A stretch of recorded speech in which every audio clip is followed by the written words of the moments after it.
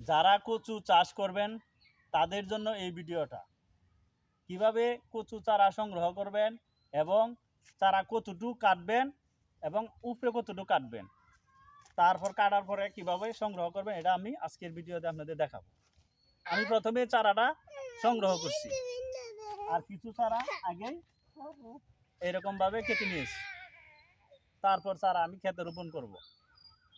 এখন দেখাবো কতটুক চারা কাটতে হয়। এই যে চারাটা দেখেন একটু বড় হয়ে গেছে, এটা কিন্তু পুরোটা লাগানো যাবে না, লাগাইলে দেখা যাব এই চারাটা কচু হইতে দেরি হইব। এই জন্য আমি এটার বাড়তি অংশটা এই যে কেটে ফেলে দিলাম।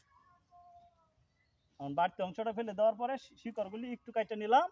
এখন এই যে আরেকটা বাড়তি ডাল আছে, এটা কেটে নিলাম, আর মাথাটাও কেটে নিলাম, শাক ডাবা রেখে দিলাম খাওয়ার জন্য।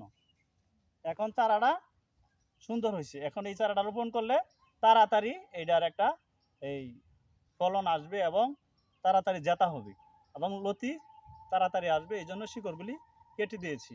এইভাবে যদি আপনারা চারা রোপণ করেন, আশা করি আপনারা একদম সফল কচু চাষি এবং সফল ব্যবসায়ী হবেন ইনশাআল্লাহ।